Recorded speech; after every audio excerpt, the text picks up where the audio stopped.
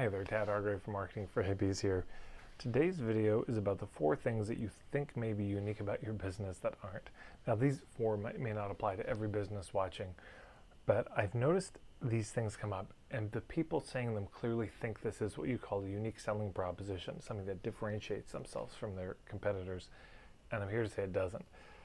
Before I go into the business examples, other examples I've seen is I've traveled a lot, and wherever I travel, people say this about their town as if it's unique to their town. They say, boy, that's a great thing about Edmonton. If you don't like the weather, just wait 5 minutes. Everywhere says that. I've never been to a place in the world that doesn't say that about their town. The other one is where people will say, oh, well, yeah, it's, hard to sell events in advance. It's a real last-minute town. It's not a last-minute town. Human beings are last-minute creatures. That's what's happening. And then the other one is, I see this on podcasts where the hosts will say things like, this isn't going to really be an interview, it's just going to be a real casual conversation, as if they're the first person to think of that. That's what almost all podcasts are these casual conversations. Most of the hosts do not do almost any prep for the interviews, and most of them do have that more conversational tone. So anyways, there are these things that in life we tend to think are unique, but aren't. People will say things like, well, the thing that's really unique about me is I don't belong to any one group. I belong to a lot of different groups. I kind of bridge a lot of groups. Everybody in the world is in that position. So here's 4 things in business. The first one is I'm really good at translating things into terms that people understand. Everybody says that. It's not that it's not true, it's just everybody says it, so I don't think it's that unique. I wouldn't lead with that as a marketing thing. Number 2, people will say, I've seen this on online summits, they say,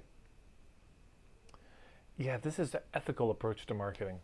I can't tell you how many online summits I've been approached to participate in where that's their angle. It's heart-based, it's ethical, it's conscious marketing. As if nobody's done that before. So I don't usually participate in those summits because it's been done. I've seen it, and that's my whole business. So I don't understand why I'd be a part of it. That's already what I'm teaching. Yeah. Number 3, I work with people who are stressed, people who are open to change, or people who are going through big transitions. All 3 of those, that's everybody on the planet. Everybody's stressed, pretty much. Everybody thinks they're open to change. And everybody's going through transitions in every moment. This isn't that unique. And the other one I hear is, the people I work with, they've tried everything else. No, they haven't. They've just tried everything they've tried up until that point. And you may soon become one of the things they tried. So it's not unique. A lot of people say that. So why do I lay all these things out that seem so unique but aren't? Because in business, we get to be known for one thing. One thing. If we're lucky, we get known for one thing. And so we want to pick the right thing. And if somebody says the unique thing about our town is that the weather changes every 5 minutes, that's the wrong thing to be known for because every other town says the same thing.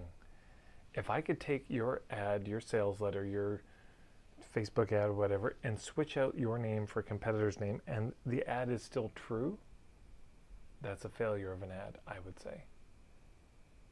Yeah, if I can take your sales letters and put your competitor's name there and it's all still true, that's a disaster. So we want to make sure that what we're highlighting is unique about our business actually is unique. And this is where it takes a lot of work around the niching, around the point of view in particular. Really digging deep. And I'll give you 6 things to think about, to focus on. Number 1, what's unique about what you do, about for whom you do it, how you do it, where you do it, when you do it, and why you do it. Those 6 things. Look for what's really genuinely unique that is not true, that none of your competitors could say. For a long time, none of my competitors, colleagues could say that they ran businesses on a pay-what-you-can, or ran workshops on a pay-what-you-can basis, but I could. That was actually unique about me. Jesse and Charlotte Jacobs could say with Thrive Academy, they gave away a whole weekend workshop. And there was a time not a lot of other people could say that. I'm an expert in writing people's bios. My colleague Nancy Jutton could say that. Other ones couldn't. So what are the things that you can legitimately say about what you offer, for whom you offer it, how you offer it, where, when you offer it, and why you offer it, that genuinely sets you apart and doesn't have you just repeating things that sound unique but actually aren't? So there you go. Thank you so much. Here's some incredibly unoriginal requests coming. If you like these videos, please share them with people.